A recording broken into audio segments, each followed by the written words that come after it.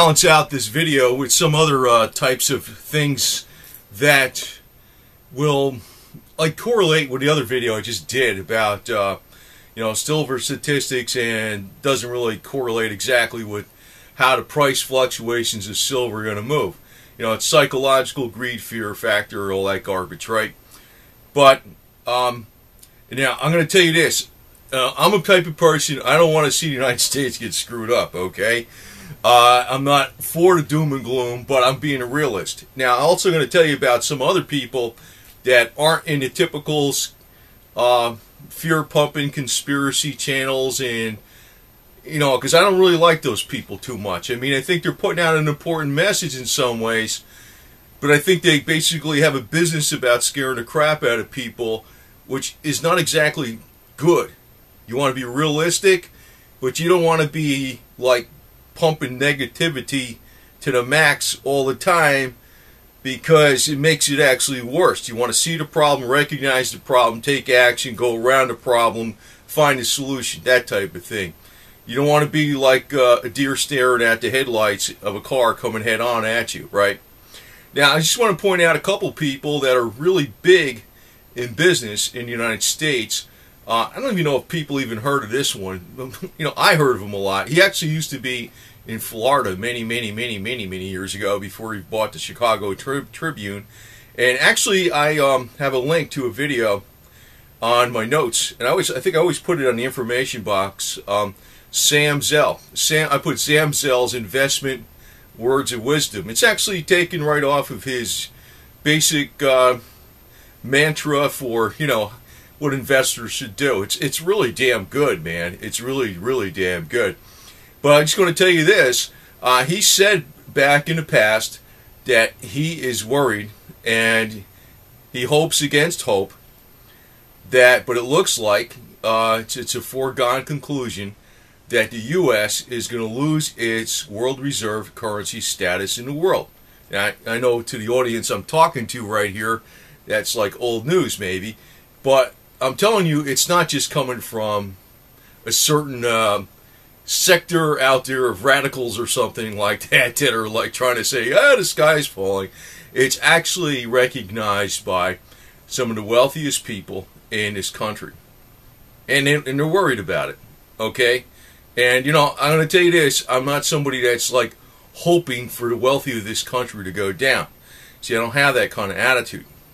I mean, maybe there's some certain bad guys out there maybe that deserve to go down, but I'm generally not hoping this to happen to the wealthy class in the United States. For the most part, a lot of them are extremely addicted to hard work, and that's how they got there. They didn't just get there by, magic, okay? Now, another person, I know a lot of people I talked about Soros, about putting a bearish bet on its S&P, and a guy knows what he's doing with money, but I'll tell you another guy. And I'm not somebody that just goes oh yeah, these guys are great and I worship them. But I'm just telling you that this thing where people are talking about fear of paper currencies, and it's coming from this more this element, whatever you want to call it. And so people say, yeah, they're radical. And in a way, some of those guys are, because they really are overdoing with this stuff for money and profit. But another guy that actually says, beware of all paper and financial currencies and many financial instruments, is Warren Buffett. And now, it doesn't mean something you have on paper is going to go to zero. If it represents, all the railroad property and railroad steel tracks and ties and stuff like that going, and all the rights of railroads, that, and it's a very important, vital function to the sinews and the muscles of trade and moving about agricultural products, fertilizer and oil, or whatever the hell it is, and lumber throughout the country. Now, you have a piece of paper representing that asset. Doesn't mean that piece of paper is going to go bad. But he was talking about beware of paper currencies, Warren Buffett. He said this a while ago, but it was within the last year. Now, I'm going to say something, because there's going around on the rumor mill now about July 1st, 2014, when the Foreign Account Tax Compliant Act actually is more enforced. There's more aspects of it being enforced. But actually, that act was passed in 2010, and actually Yeah, there was, like, if you even had like $500 in some bank someplace in another country, yeah, there was, I don't remember the form, man. Yeah, I'll look it up again. But you had to tell the IRS you had $500 in some bank in some other country, or else there was this huge penalty of, like, I don't even know what it was, $10,000, $5,000. There's some crazy penalty out there. So, but the act has actually been enforced, but more of it's going to be enforced as of July 2014. Now, they're also going to, but, I'm going to get on to something with this. What they're also going to do, you see, they're using this against Russia also, the Russian oligarchs or whatever, and it could be they're playing other games going on here. I don't even know exactly the whole deal, but it's like they're using it against Russia and the Russian oligarchs to basically punish them because they're going to take 30% withholding from any kind of income they get that's in a bank that uses dollars, right? And there are a lot of Russian businesses in the United States that have all these different companies, and I don't want to get into details, but there's a lot of stuff goes on where they might have a gazillion different companies and they spread out the money all over the place, and they have them all these different bank accounts everywhere. Well, the banks are going to have to be compliant with taking 30% withholding from these accounts, even if they're held by foreigners or they're held by Americans and it's in dollars and it's held overseas. The banks are going to have to be compliant with taking the 30% withholding tax out, or else the bank itself is going to be held responsible for that amount of money. So they're going to be compliant, and that includes the subsidiaries of the bank. Now, what does that really mean? What does that really mean? You know what that really means? It means there's going to be a lot of people not wanting to use dollars anymore. You see what I mean? Since they can't take my dollars and trade in dollars and say, I'm going to put the money in some other bank someplace so that, they don't know about it or something. They're going to actually move away from using the dollars. And actually, there's been all these new agreements, like between China and Korea, China and Japan, and China and Russia, where they're not even trading in dollars first anyway. So that's avoiding, actually even using dollars. So this could begin the beginning of, I don't want to say it's going to be a collapse, but it's going to bring down the value of the dollar quite a bit. I don't think the dollar's going to go to like Weimar Republic, Germany type devaluation. It's going to still be the currency of the United States, but with Sam Zell, I'm just going to go by what he says. It's going to bring down the standard. He thinks it'll bring down the standard of living in the United States by 25%. So, I'm quoting him more or less from actually some years ago, but it looks like the impetus to actually bring this all into motion is going to be when the Foreign Account Tax Compliance Act has to be fully complied with on July 1st, 2014. That's going to cause, people to say, well, I don't want to use dollars, then the hell with it. If I got to pay 30% to withholding, I don't want to use dollars, so they're not going to use dollars. They're going to trade without going into dollars. They'll trade other ways. And there's another thing, too. I think they said, the IMF says, you can buy bonds denominated in SDR, special drawing rights, which is instead of US dollars. So, a lot of money might be going into those kind of bonds. Now, I'm just going to say some of the stuff out there 101. If the interest rates go up a little bit, and this is not an if, I'm going to say something else about this. If the interest rates go up a little bit, we're sunk, man. I hate to say this, because I don't want to see it happen. Some people are saying, yeah, let's get the bad guys. But it's, the bad guys on the top that are causing this. But it's going to affect all of us. That's what sucks about it. And that's really why you got the silver and the gold. Because when it hits, it kind of hits like a financial storm. It doesn't, it's sort of like, why do you have hurricane shutters on your house? Or why do you have, I don't know, other types of insurance or something like that? Or why do you have a generator or something like that? It's for that time when you need it, and that's really what you got your silver stuff for. Okay.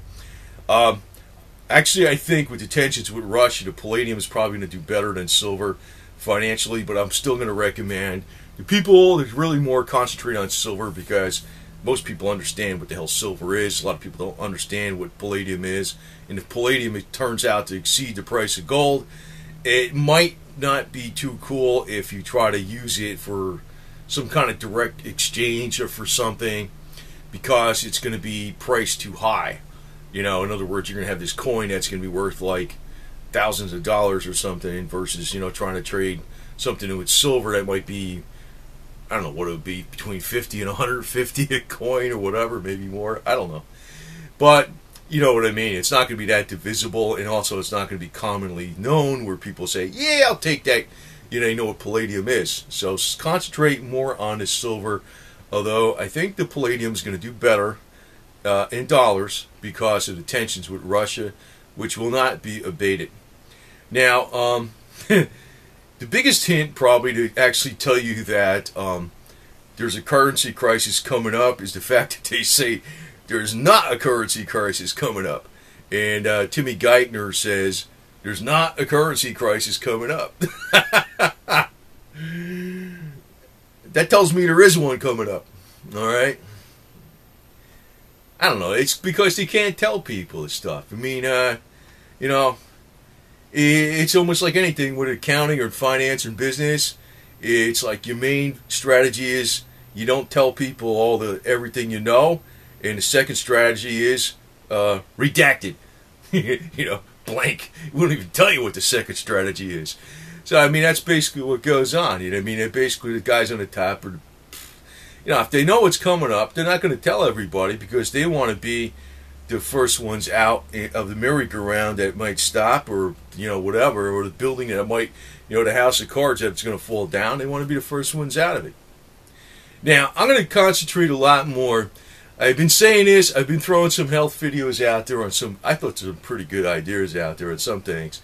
And I'm going to do some more of the how-to videos. I'm going to keep dispersing that stuff in my channel because I don't like, you know, I like doing these videos because I think I present with the silver and the finance and the marketing. I present a more clear, balanced picture of what's going on. I don't like, the major media is freaking candy coating the hell out of everything. And, you know, I don't want to be doom and gloom, but it looks like it's that way for reality. So you got to take action, right? So that's where I'm coming from. But the other side of it is too. I mean, there is possibilities out there where, you know, people can, you know, turn around the whole thing. In other words, if we had the free energy or cheaper energy or better energy, and people, like, in other words, I'm going to ad lib on a couple things, but it's been a fact that there's like tens of millions of people out there that spend, like, I don't know, I think it's like 30-something hours a week spent on video games. And think about that. I mean, personally, I think, you know, if somebody was out there being a weekend mechanic or trying to restore an old car or something like that, or just, I don't know, being a cycling advocate, I don't know, maybe, I don't know, whatever, or whatever, than doing video games all day. I think that's where we kind of lose a little productivity. But then again, maybe they might be the best pilots we have in the Air Force because they know how to play video games. They're highly trained. But, you know, if you actually, I'm ad-libbing on a couple things, but, you know, if you look on YouTube, the highest,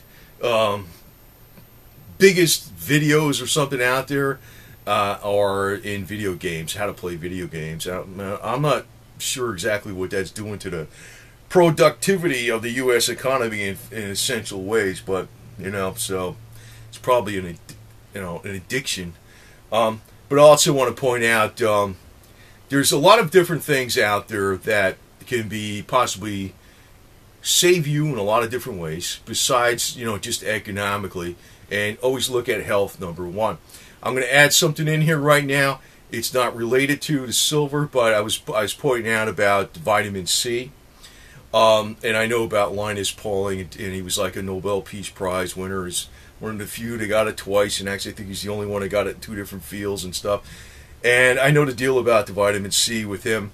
And I put out a video about it possibly being a hormone that it can, lengthen your life.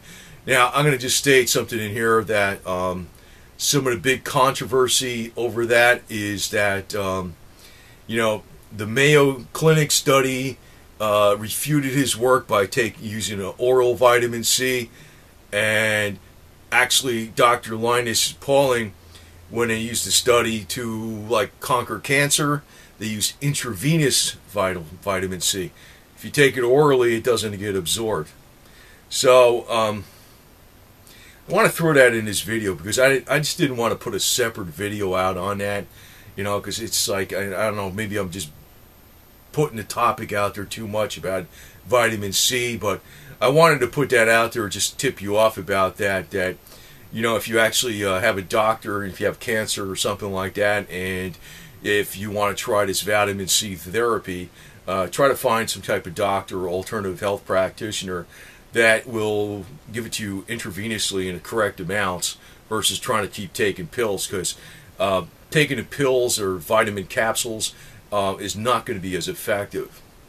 So I just want to put out that that's probably a guaranteed fact, and that maybe your health may be more important than your wealth.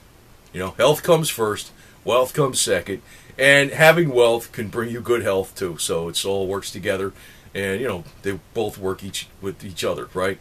But anyway, the doom and gloom scenario is probably pretty solid, and I know I put something about last year that silver prices will rise suddenly in 2013. I expected at the end of 2013.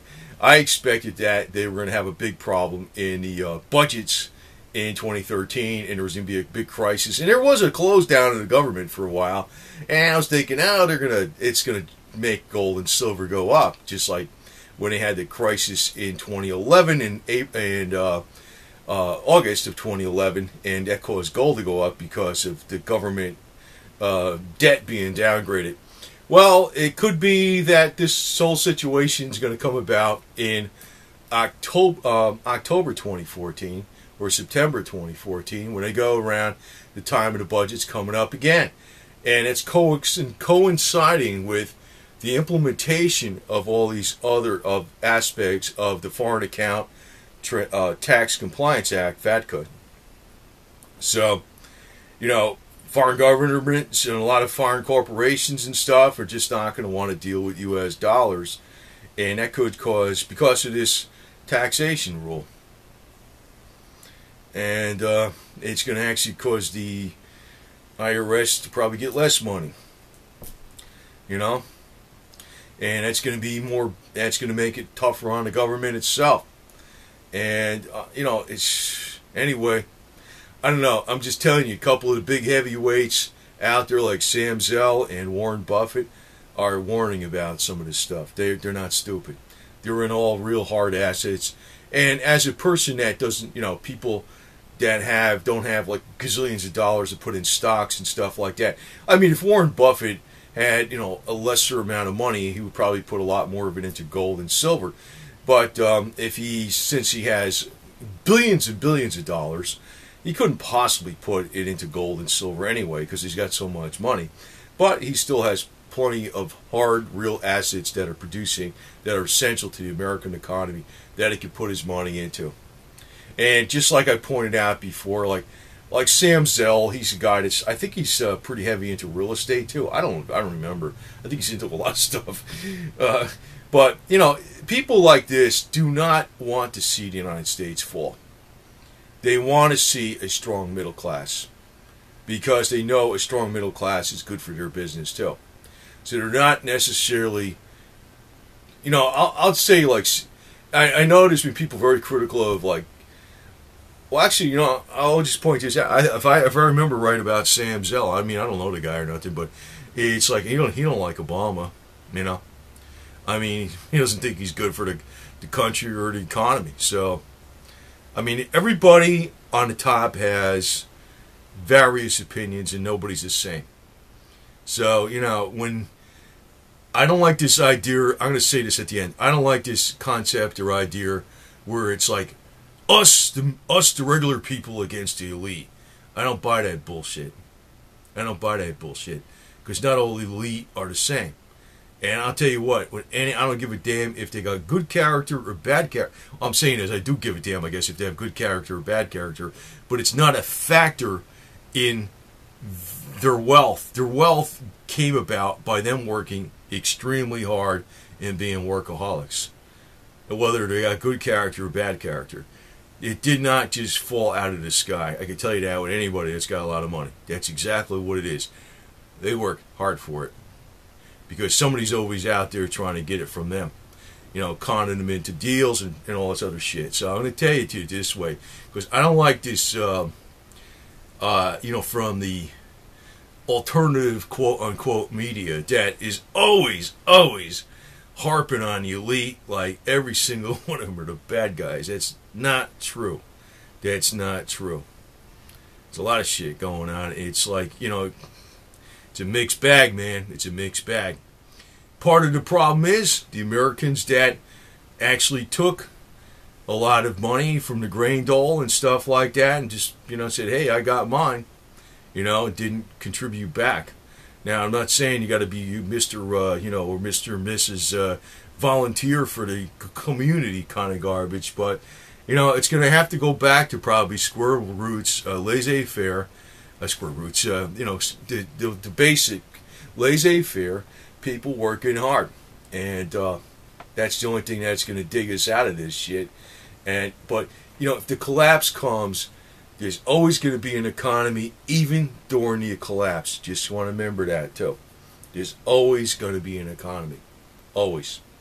So, you know, the psychological... You know, what I'm trying to get at here is, because this is what burns me up about these alternative media the most. They are psychological doom and gloomers where they will actually cause people to be so, like, down in the dumps, so fearful, and so, like, you know, tunnel visioned, that they won't take the proper action to fix the problem. You know? It's almost like, could you imagine somebody, like, screaming at you that the enemy's killing us, they're freaking shooting over here, there's bombs going up, what do we do? They're gonna win, they're fucking you up. You gotta take positive action and positive course to fix and remedy the situation. You gotta keep a cool head. That's why I don't like the fear pumpers. I know a lot of the message is accurate, but then again, I don't really think they give a shit. I think they're just... That's my opinion. I think a lot of them are just doing it for money. You know? Anyway, over and out. I've been pretty lengthy on this. Just remember that probably the end of this year is where we're going to probably see a big spike up in the metals because of two major factors. The more areas of the Foreign Account Tax Compliance Act are going to be enforced, which is going to cause more people to get out of the dollar. And also we're going to have the budget crisis come up again when they have to figure out what's going to be coming up for the next year, for the next fiscal year. So, you know, it's going to break one of these times. And like I said, Warren Buffett and people like Sam Zell are acknowledging this. And what Timmy Geithner says about there's not going to be a currency crisis, I take that as he's deliberately saying that because there's going to be a currency crisis, and he doesn't want people to act now. He's going to act maybe. I don't know. That's what I'm thinking. Anyway, over now.